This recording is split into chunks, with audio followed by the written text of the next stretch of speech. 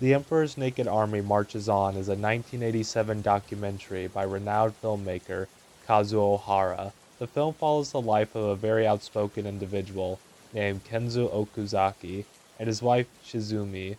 The odd couple run a shop that sells car parts, but Okuzaki's real ambitions go far beyond being a small business owner. He wants to radically shift the structure of Japanese society forever. We'll get back to the absolutely absurd life that Okuzaki lived, but I would like to first highlight the documentarian. Kazuo Hara is someone who is really invested in capturing life. He does not shy away from the events he witnesses, nor does he ever directly impose himself on them. He just observes. Even when people talk directly to the camera, he doesn't interject. There is editing, of course, it is a film, but he generally seems to let people speak their full mind. He doesn't seem to be forcing a narrative, but more on that later. The way his films flow, too, there's no narration, and at most a sentence of context will be given every now and then over the screen. This isn't to say Kazuo Hara is unbiased, he is biased, but that isn't a bad thing. In his documentaries, he is always trying to get the perspectives of the people society looks down upon the most, capturing their voices, their place and time. In all, Hara's unique way of approaching filmmaking blended perfectly with the unique way Okuzaki led his life. So, enough of this. Who was Okuzaki? Okuzaki was drafted into the Japanese military during the Pacific War and served in New Guinea when he and his fellow soldiers suffered from starvation as supply lines broke down. Two men were mysteriously murdered in his unit, but Okuzaki returned home from the war in due time. He got into an altercation after this, accidentally killing a man named Nobuhara Kazuo. He was sentenced to 10 years in prison, where he rethought his place in life. He became increasingly angry towards the Japanese government, and more specifically, the emperor himself. Okuzaki did not stop at this disdain. He was ready to do something about it. He quickly formed an anti-monarchic view of the world, and not only that, he saw the entire government as a problem. He seemed to be well aware that he was never going to succeed in his lifetime of creating an anarchic society, but he wasn't going to remain silent. He was going to change the narrative about the war, one way or another. He decided to attack the Emperor of Japan by slinging pachinko balls at him. He didn't intend to kill the Emperor in this incident. However, he did say the Emperor deserved capital punishment for his crimes, despite the fact that Okuzaki was against capital punishment. So to him, the Emperor was a special exception. Apparently, all his hits missed, so he cried out, "Yamazaki, shoot the Emperor with a pistol." Yamazaki was not there. Yamazaki was the name of a friend who had died in the war. Regardless, the police still had trouble finding the perpetrator, so he had to eventually just turn himself in. This expanded story wasn't present in the documentary. This information comes from an article in the Asia Pacific Journal by Yuki Tanaka. The link will be in the description. The purpose of this attack was to challenge the emperor himself in court, specifically on Article 1 of the Constitution, which I will read out in full from the document itself. Article 1. The emperor shall be the symbol of the state and of the unity of the people, deriving his position from the will of the people, with whom resides sovereign power. The article that I am reading is from 2019, but states that this is the only time a legal case was ever attempted against the monarchy in Japan. Okuzaki's pleas were mostly ignored, and he was sentenced to a year and a half in prison.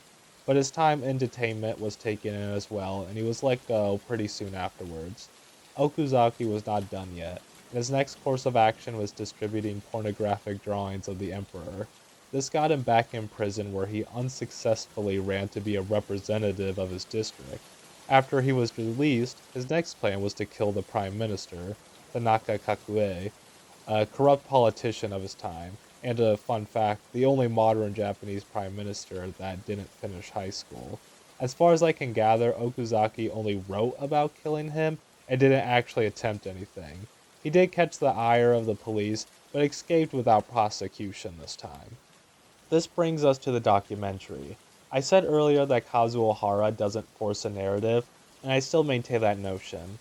Except that in this documentary, Hara suggested to Okuzaki that he go on the mission to find out what happened to the two men who died in his unit. Okuzaki eagerly agreed and started his mission, while Hara followed with the camera. I'll go over the major points of the documentary, but it is worth watching yourself.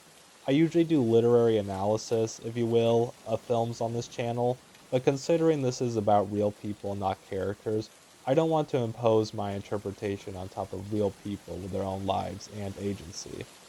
In the documentary, Okuzaki goes full detective and meets with people he knew from the military, now all entering into their 60s and 70s like he is, and interrogates them about what happened. He brings along the siblings of the men who died as well. The discussions quickly became heated as the prevailing notion of the men being interrogated generally devolved into let's just leave things in the past or accusations that the men were deserters, which in post war Japan, even if they were deserters, it was not considered so much as a bad thing by most people anymore, as one of them points out. Okuzaki is very adamant that despite these events being in the past, Japan has been too lenient on its crimes and society has largely remained the same. He even yells at cops, calling them robots for being unquestioning defenders of the corrupt state. He seems to see society like those cops, devoid of humanity because they are caught up in denial and defense about the systems in which they live, while Okuzaki believes in escape by actually opposing the system being the same one he knew from the war, with only minor adjustments. The same people who sent him out to die remain in power, while he has to claw for everything. Okuzaki resorts to physical violence at some points, beating up his former comrades until they speak up about what they know. Okuzaki says he doesn't like to use violence, but he sees it as a tool he has to resort to in order to find the truth. Eventually, Okuzaki separates from the siblings and calls up a friend he met when he was attacking the Emperor, who was apparently there to attack the Emperor as well, and that's how they met. Anyway, he tells this friend to pretend to be the family of one of the victims from now on, while he does the talking. This is an interesting choice, but things continue to go on. A whole conspiracy unravels, but the truth is never truly attained. There are only witnesses reporting, usually reluctantly, about events that happened decades ago at this point. The men were either executed for attempted desertion, or were executed to be cannibalized as the food situation hit a critical point, or were executed because they were going to reveal the cannibalization happening, as their siblings say. They were executed by firing squad, but every other person they talked to says they didn't shoot because they felt it was wrong, but somebody shot somebody. In the end, Okuzaki decides he will kill Captain Shimizu, who allegedly finished off the men when the firing squad didn't kill them instantly. Shimizu denies this, but Okuzaki goes back to his place anyway. In an interview with Senses of Cinema, Hara says that Okuzaki informed him that he was going to kill Shimizu, and asked for Hara to be there to film it. Hara didn't give an answer and ended up not going. Hara had filmed the altercations before and did not intervene. However, in those altercations, there were always other people present, and I will get into Hara's reasoning for what he did later. Hara would film anything. In his second ever documentary, his ex-wife asked him to film her giving birth, and then Hara would film his next partner giving birth as well. This is just a side note, and I can't show it here obviously, but I don't see what all the fuss is about. Childbirth looks exactly like what you think it will look like. Still, it's not typically the subject of film. Anyway, back to the topic. And although it's not specified, Hara must not have contacted law enforcement or anybody, as Okuzaki would enter Shimizu's house. Shimizu was not present, but his adult son was there, whom Okuzaki shot. Fortunately, the man was only injured and survived. Okuzaki went on the run, but a few days later he would turn himself in. This time he received 12 years in prison. His wife would visit him, but she would unfortunately die before his time was up. The documentary ends there. Even though it's been 50 years since I started working on documentaries, I think that my position as a filmmaker hasn't really changed. It's quite consistent. After Emperor's Naked Army marches on, I kept looking for radical people like Okuzaki, but there were none. Societal oppression became more and more severe. I realized that times have changed significantly, from Showa to Heisei to Reiwa to now. Society has less tolerance for radical characters like Okuzaki. I had no choice but to change my standards for choosing the protagonists of my stories. Okuzaki didn't choose his extreme way of being at birth. There was a time when he lived just like a common man. We see this in the film. The war made critical changes to Okuzaki. I wanted to explore how common people live their common lives, and what kind of experiences make them do radical things. Life before the extremes.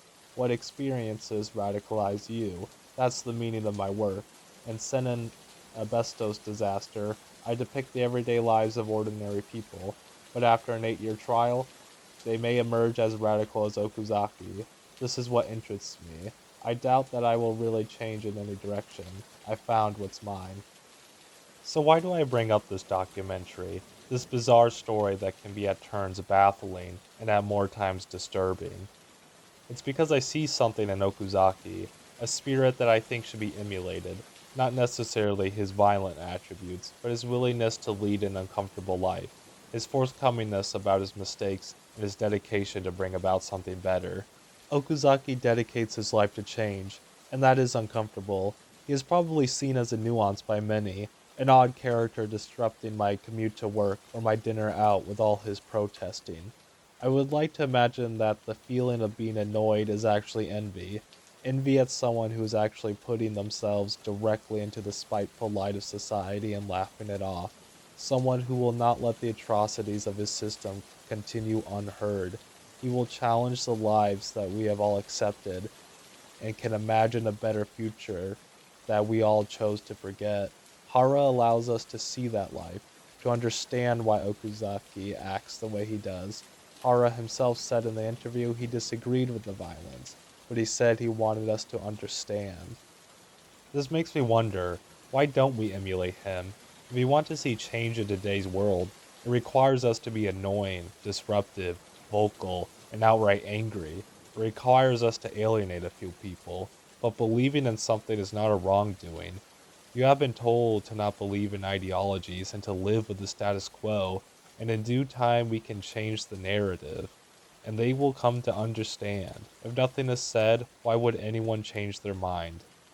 It's time I mention it, what I have alluded to but have kept quiet on with this channel. On other social media platforms not connected to this channel, I've become very vocal, and I can't tell if anyone is listening, but I will play my part in spreading the message to the small group of people out there. To keep this in Japan, I was fascinated and delighted when I heard the story of a ramen chef named Chikahiro Naoya in Tokyo, Japan. He takes the journey every week to go to the Israeli embassy, where he yells as loud as he can, "Stop genocide." Every week the cops push him away, and every week he comes back. This is what convinced me I should make a video and speak out on the ongoing horrors of the genocide in Gaza on this platform as well.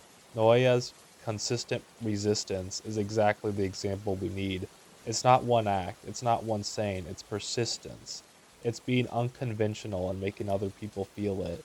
To break through the shallowness of our modern life and realize that we are all people, as Okuzaki alluded to. Let's not get bogged down by the idea of nations that separate us.